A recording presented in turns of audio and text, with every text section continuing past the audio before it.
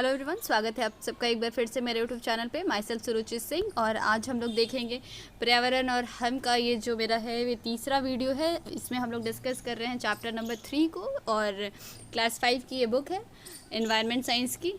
तो बिना किसी डिले के हम लोग एंटायर चैप्टर को देखेंगे और देखने की कोशिश करेंगे कि इसमें क्या कुछ हमारे लिए इम्पॉर्टेंट है। तो सबसे पहले हम लोग पूरे चैप्टर को गो थ्रू करेंगे और उसके बाद जो इसके इम्पॉर्टेंट पॉइंट्स है उसको हम लोग लास्ट में फिर से रिकॉल करेंगे, और पढ़ने के दौरान भी will be recalling it again and again, ताकि वो जो भी उसमें इम्पॉर्टेंट चीज़ है वो हमारा रह जाए।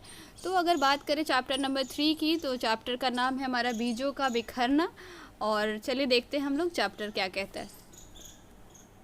उत्क्रमित मध्य विद्यालय बस बूटिया चंद्रमंडी के बच्चे जैन धर्म के 24वें तीर्थंकर वर्धमान महावीर के मंदिर का दर्शन करने जमुई जिला के सिकंदरा प्रखंड स्थित लछुआड़ गांव आए थे।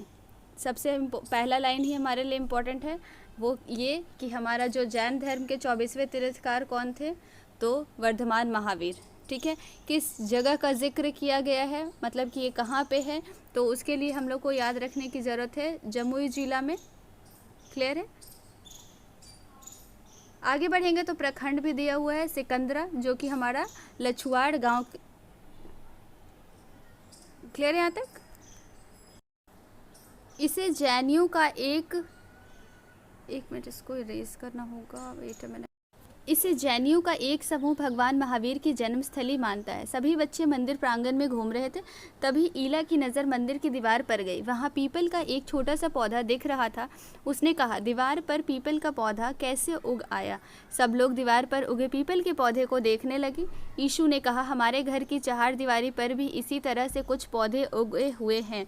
शिवांगी बोली, अपने विद्यालय के पुराने भवन में भी कुछ पौधे उग आए हैं। इसमें कुछ भी इम्पोर्टेंट नहीं है। इस पेज से और इस पैराग्राफ से हमारे लिए इतना ही इम्पोर्टेंट था, वो ये था कि जैन धर्म के 24वें तीर्थंकर का नाम डैट इज़ हमारा वर्धमान महावीर।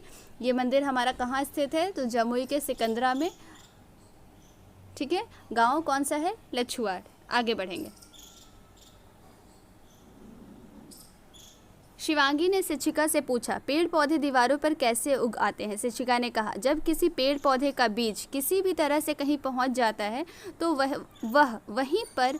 वहीं वह अनुकूल परिस्थितियां ढूंढने लगता है। अगर बीज को मिट्टी, पानी, ताप, हवा समुचित मात्रा में मिलते हैं तो वह अनुकूल मौसम में अंकुरित होकर बढ़ने लगता है। अब यहाँ से एक इम्पॉर्टेंट है कि किसी भी बीज को अंकुरने के लिए क्या कुछ इम्पॉर्टेंट है, तो मिट्टी, पानी, ताप, हवा और समुचित मतलब प्रॉपर अमाउंट में अगर मिलता है तो वो उसके लिए अनुकूल मौसम कहलाता है।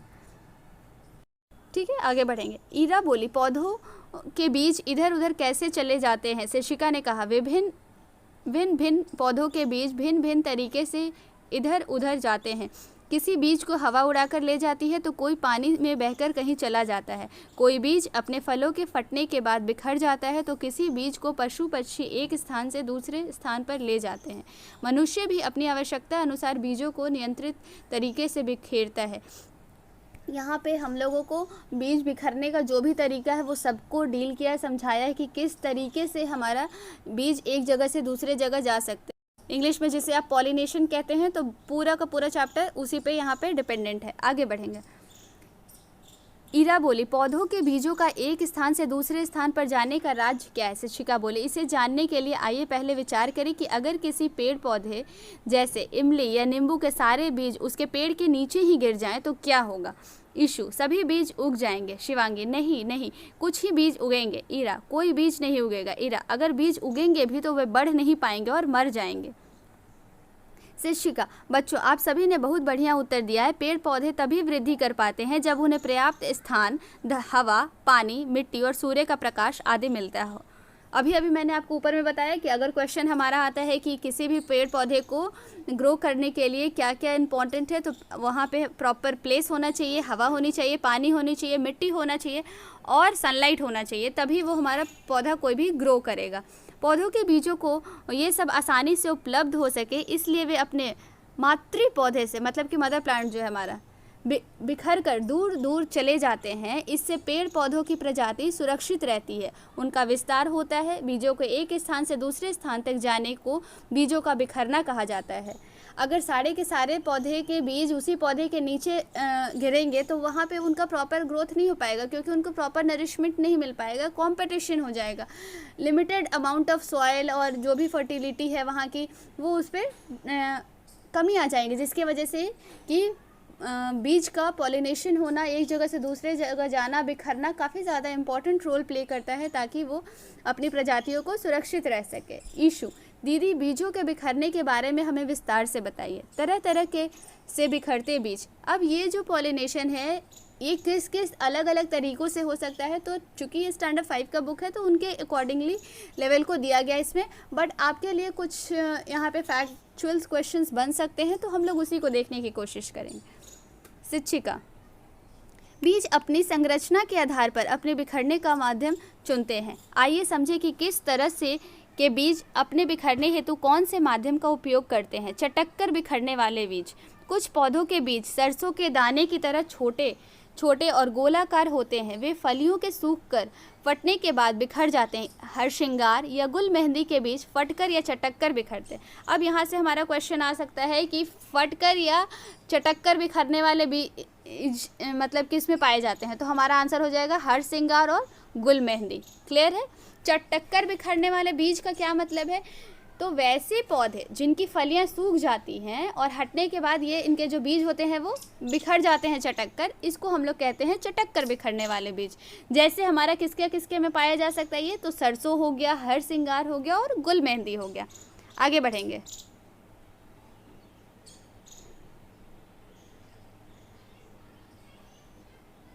हवा में उड़ने वाले बीज। अभी हम लोगों ने देखा चटक के बिखरने वाले, अब हम लोग देखेंगे हवा में उड़ने वाले बीज। कुछ बीज बहुत हल्के फुल्के होते हैं। ये यहाँ से क्वेश्चन बन सकता है कि हवा में उड़ने वाले बीज का क्या कैरेक्टरिस्टिक्स हो सकता है, तो वो काफ़ी ज़्यादा हल्के होंगे नेचर में।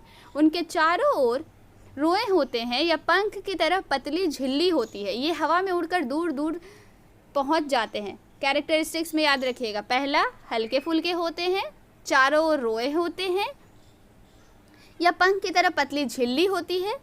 ये हमारा हवा में उड़ने वाले बीजों का कैरेक्टरिस्टिक्स है। अब इसकी एग्जाम्पल कपास के बीज। ठीक है, अब आगे हमारा है पानी में तैरकर बिखरने वाले फल। कुछ पौधों के फल पानी में तैरकर एक स्थान से दूसरे स्थान तक पहुंच जाते हैं। ऐसे फल हल्के एवं पानी में तैरने वाले होते हैं।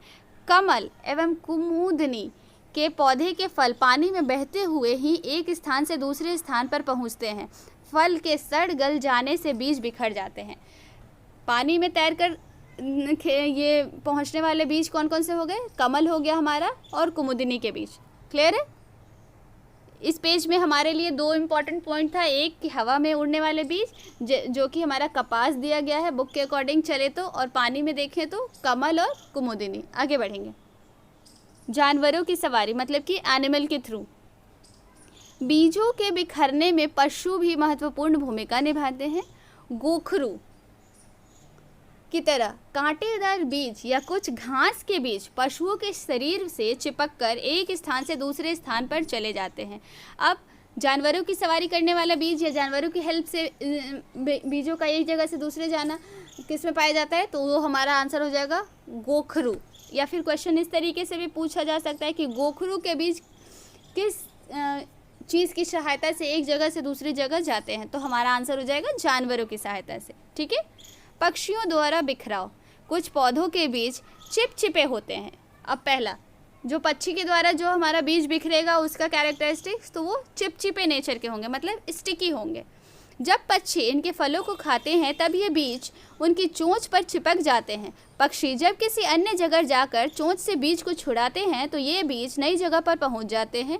लसोड़ा के बीज को छूकर देखिए, जिनका बिखरना पक्षियों के द्वारा होता है।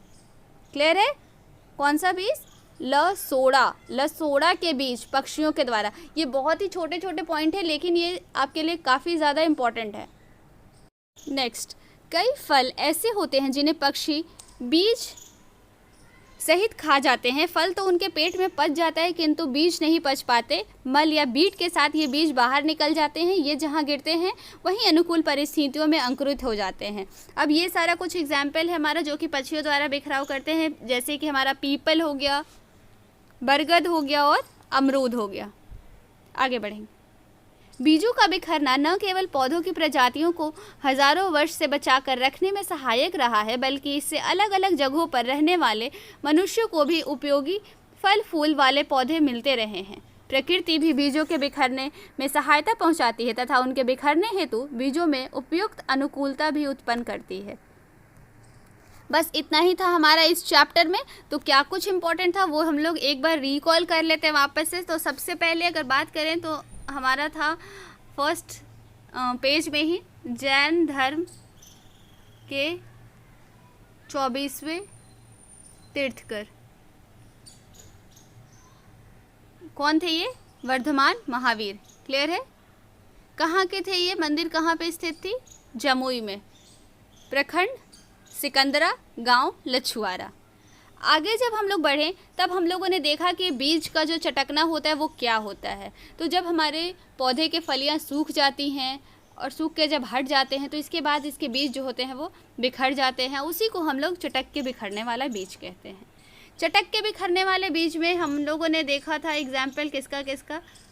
सरसों, हरसिंगार और गुल मेहंदी। ये सब हमारे चटक के बिखरने वाले बीज थे। उसके बाद जब हम लोग आगे बढ़े तो हवा में उड़ने वाले बीज की बात की हम लोगों ने। हवा में उड़ने वाला हमारा एग्जाम्पल बुक के अकॉर्डिंग एक था, डैट इज कपास। पानी में तैर कर एक जगह से दूसरे जगह जाने वाले बीज कमल और कुमुदिनी। ठीक है। उसके बाद आगे बढ़े तब हम लोगों ने देखा, क्लियर है ना? यहाँ तक आगे बढ़ेंगे। स्लाइड नेम इसको ही रेस करके आगे बता देती हूँ आपको। पानी में तक देख लिया हम लोगों ने। फिर उसके बाद हम लोगों ने देखा जानवरों के द्वारा।